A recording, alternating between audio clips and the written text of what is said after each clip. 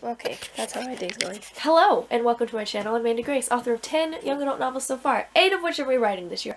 And welcome to what I think is vlog 18 of this adventure. Let's get through it.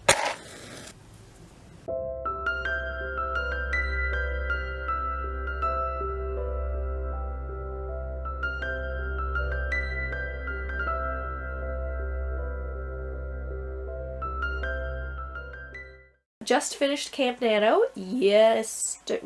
Saturday. It's Monday. I finished Camp Nano on Saturday. We hit our 50,000 words. I think 51 is what I ended at on Saturday. Things are going well. We have reached the portion of the story where we have the Sherwood shenanigans, the actual Robin Hood adventures, and we have Dusty's love story, which I think is going to be the main focus, not the Robin Hood shenanigans. They're just sort of the backdrop of the love story. I don't know. I need to get Romancing the Beat, just so I can figure out how to write a romance. That's not something I typically do. I mean, the book itself is not completely a romance because this is starting halfway through the book, but like, yeah.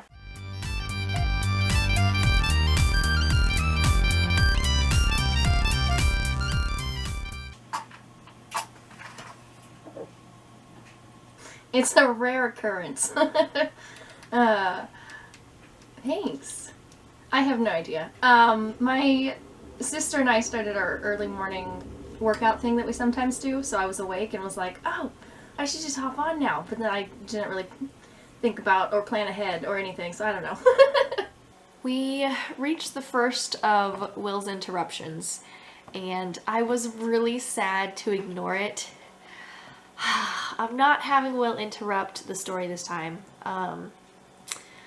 But man, it was really hard for me to turn away from it. So I'm going to show you. Basically, in the original version that I published, Dusty told her story. She dictated her story to Will, and he was writing it down. And then at some point, he would just, you know, jump in. And the first time he jumps in is right here, when she first meets him, and she's describing what she saw when she met him with his dark blue eyes. And then he's like, oh, it was my eyes, was it? And I was so sad to just walk away from that. I was, ugh. And then for a brief second, I was like, man, I'm gonna miss Will's perspective. Maybe I will make this a dual perspective. But the problem is, A, the problem is that this is Dusty's book. And B, the problem is I didn't have Will's story throughout. And so putting him in now in the second half of the story seems odd because in the original Lucy's Legend, Lucy was only in the second half of the book. But this time around, I decided it was really weird to have a main character only in the second half of the book. So I changed it so that she's throughout. So it would feel weird since I took the time to make Lucy a throughout the whole book story for me to suddenly make a different character and only half the story. Like, it's just, like, why did I fix Lucy if I'm just gonna keep making people, like, only the second half of the book? Like, that feels weird. So, I probably won't add Will's perspective, but I kind of really want to. I don't know. I might bring this up to my Hedgie sisters in the writing group, the people who have heard about Dusty's story.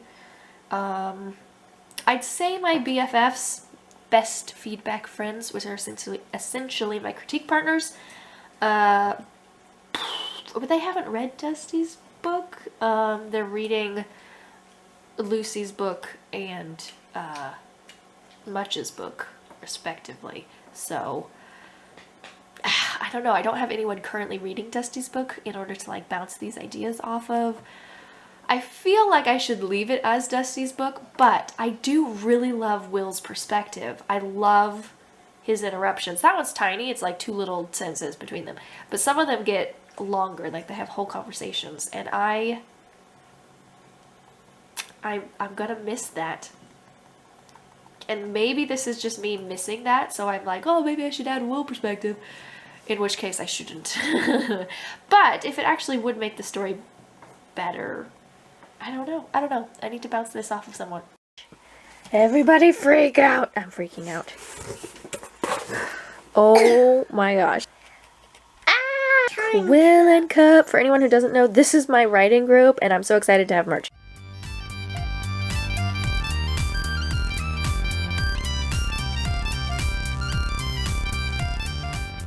I am actually trying to re-outline the latter half of my story because this is when we meet the love interest, and in the original version that I'm revising, he didn't really have a POV of his own, but he would sort of like pop in and make interjections as Dusty was telling her story, and I liked some of them, but in this version I decided to cut them because they were like breaking up the flow of the story. But as soon as I did cut them, I missed Will. So yesterday I was debating whether or not to give him a POV, and everyone that I chatted with about it on various purples throughout the day yesterday were like, just do it. So I'm considering doing it, so I'm going to sort of like brainstorm what that would look like. I've been outlining the second half of Dusty's book because I'm possibly adding a POV, maybe. So I've been playing around with what that might look like to decide if I'm going to do it. So that's where we're at. Dusty is making clothes for the gang so that they can blend into the forest. And I've gone down a bit of a rabbit hole researching like how the clothes were made in medieval times, because I specifically wanted to know like what tools Dusty would be using to like measure sizes, because I want her to measure her love interest and like it to be a thing. But then I was like, they don't have measuring tapes like we would use now, so then I went down this whole rabbit hole.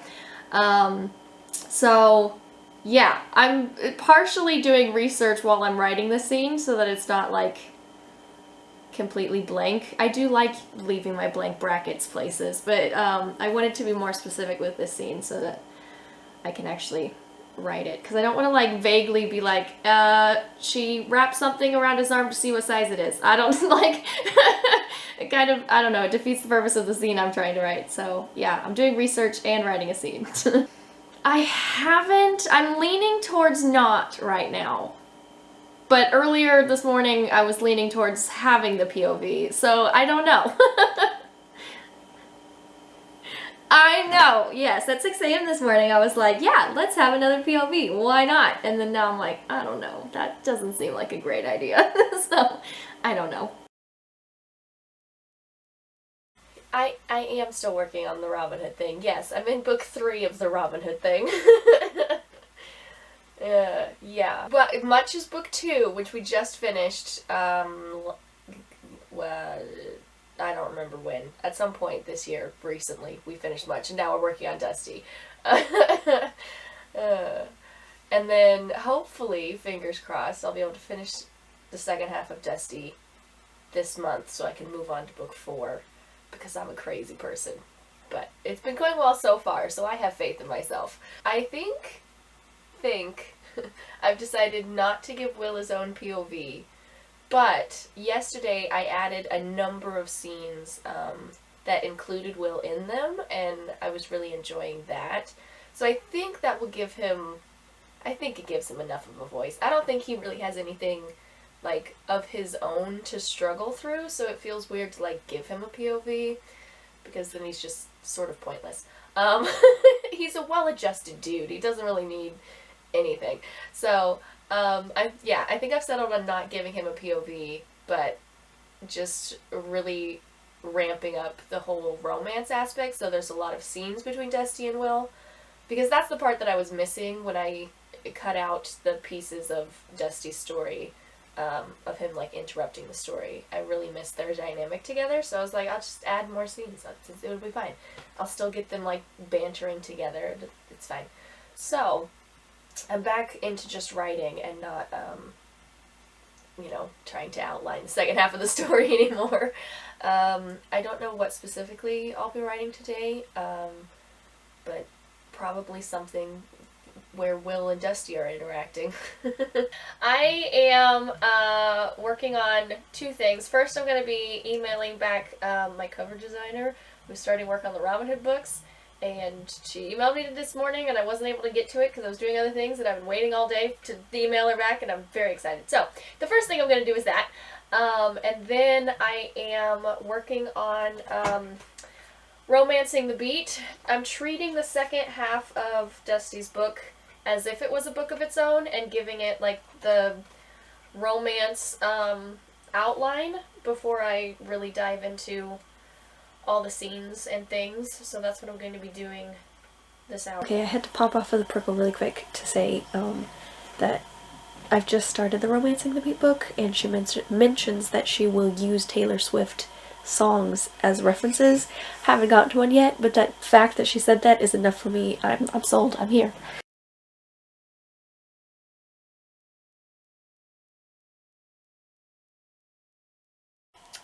Well, we did it. While listening to Taylor Swift songs, wrote our first ever love story specific outline. That was fun. We should do it again sometime. I actually feel like I should go back and do it for Robin's stories, and I would say much, but you don't get his love story in his book, so guess not him. I'm definitely going to be using this again for Alan's book, which comes next. This was good. I enjoyed this. I can't show you all the pages, obviously, without giving away the whole story, but there are 5 pages. 5 pages, folks. I just realized I read a craft book, like half on camera, but not like actually on camera, so it's not my May writing craft book. I adore combat scenes. They are the most fun to write. They're amazing. I would also not consider myself an expert, but they are the best to write. I find them the most fun and the easiest, and they just flow. This afternoon, I finished making an outline with Romancing the Beat for Dusty's love story situation, because I am doing much more with the love story than was in the original version. And then I was so excited about it that I also made a Romancing the Beat outline for every other couple in the series. So, now that that's out of the way, I'm going to go back to writing. We're in the early stages of the Sherwood shenanigans at this point, so we're about to have our first raid that Marion tells us about, and I don't know, now I feel like I have to blend this romance outline with the original, like, Sherwood shenanigans outline, and it'll be interesting putting them back together. So that's what I'm doing. I'm not sure. Haven't, like, actually looked at any of my stuff today. But we are in the midst of the actual Sherwood shenanigans now. And also I have a fancy Romancing the Beat outline for the love story, so yeah, I don't know, I've got a lot to work with, and I'm sure it will be fine, whatever it is. I feel like every time people ask me what I'm working on, I'm like, what, I don't know, something.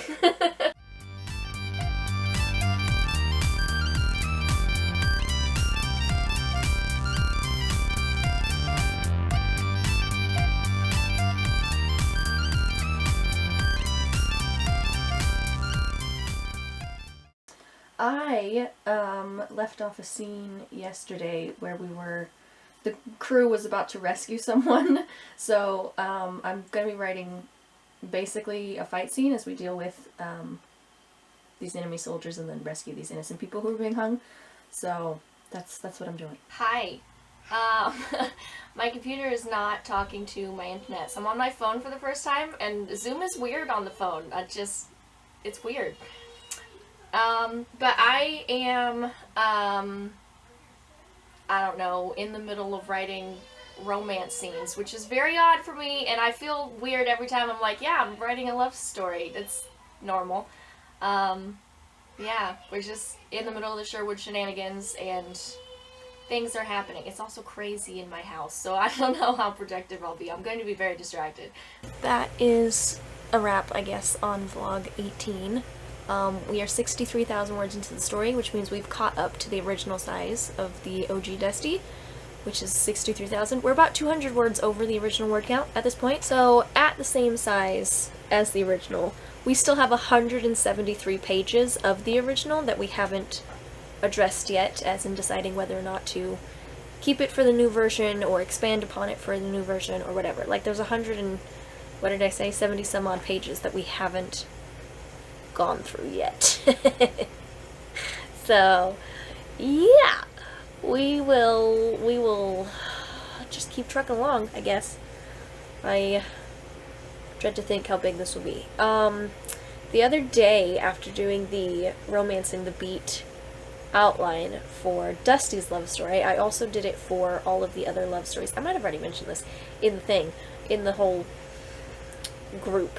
But today I was working on one final Romancing the Beat outline for Alan's book, which was interesting. That one was the hardest to do, today's, because the other ones I have all the events from the original stories, and I just needed to, like, place them within the Romancing the Beat outline, basically, and then fill in any gaps. And the one I was doing today is technically before all of the, like, Sherwood stuff, all the Crusades, all the everything. And there's a little bit of it in Alan's original book, but I wanted to flesh it out. But because the original content isn't there, and I don't typically focus on love stories, yeah, it was difficult. I didn't finish it, but it's fine. I'll come back to it when I'm actually writing Alan's book, which I'm not right now because I'm doing Dusty's. I'm hoping to have Dusty's book done in May. It will probably be the end of May, but, like, in May.